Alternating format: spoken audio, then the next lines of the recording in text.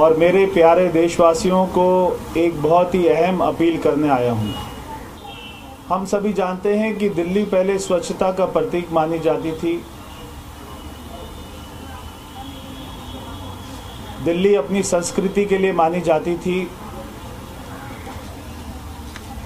पिछले 11 साल में जो दिल्ली में सरकार चली है, उसने ना केवल दिल्ली में भ्रष्टाचार किया, बल्कि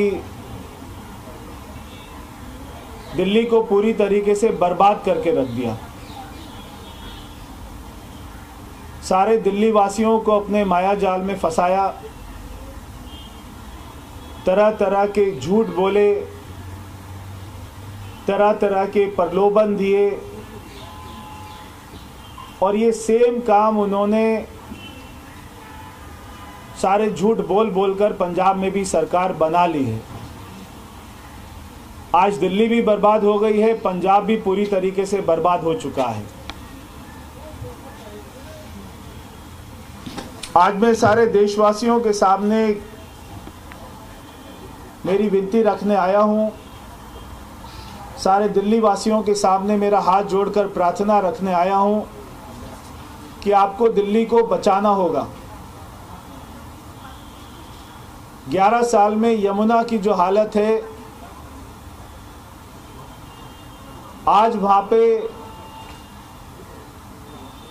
9 मीटर की सिल्ट जमा हो गई है यमुना के अंदर। ना वो केवल मैली है, बल्कि बहुत ज्यादा गंदी है, नाले की तरह हो चुकी है।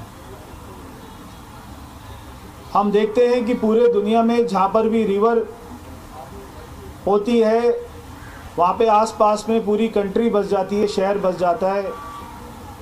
हमारे यहाँ पे 28 किलोमीटर तक यमुना बहती है। दिल्ली वालों को आज तक उसकी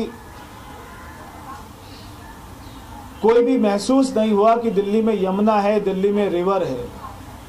ऐसे ही दिल्ली में जीना, सांस लेना भी एक तरीके से सजा हो गई है, क्योंकि 11 साल में ना कोई भी पराली के ऊपर में कदम उठाया, और एक जो उन्होंने इसी नई दिल्ली विधानसभा में स्मोक टावर लगाया था, एयर प्यूरीफायर का टावर लगाया था, जिसके ऊपर में 25 करोड़ रुपए खर्च कर दिया, और वो एक भी दिन नहीं चला।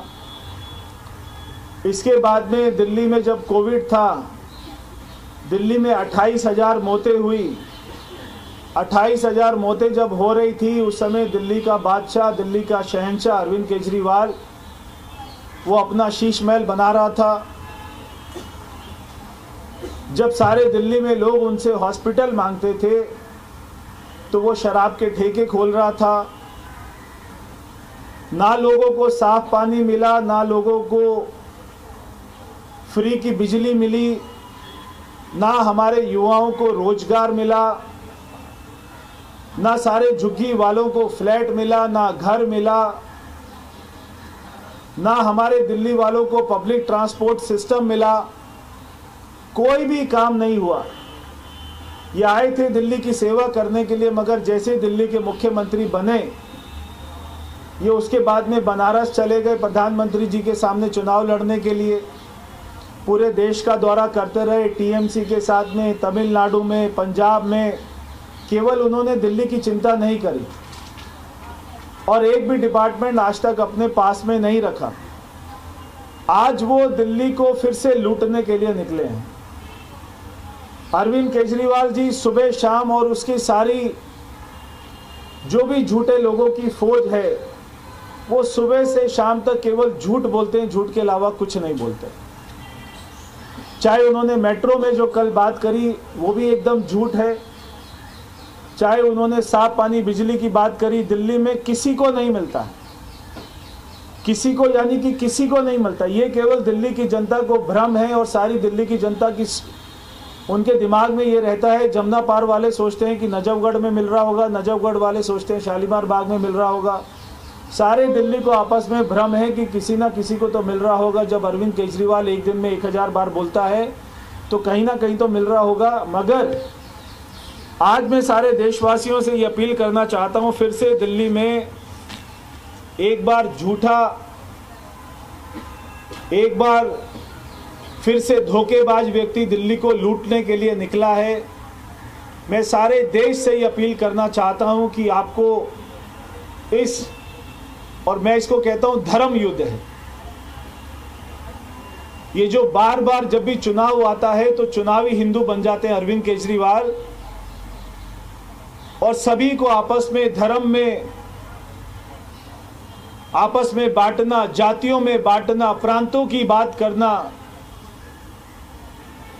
आज क्योंकि चुनाव है तो उनको जाटों की याद आती है, पूर्वांचलों की याद आती है, सारे पुजारियों की याद आती है, सारे ग्रंथियों की याद आती है। जब चुनाव नहीं होता है तो केवल उनको एक ही धर्म दिखाई देता है, एक ही रिलीजियस प्लेस दिखाई देता है, ना उनको पुजारी दिखता है, अगर दिखता है तो केवल मौलवी दिखते हैं।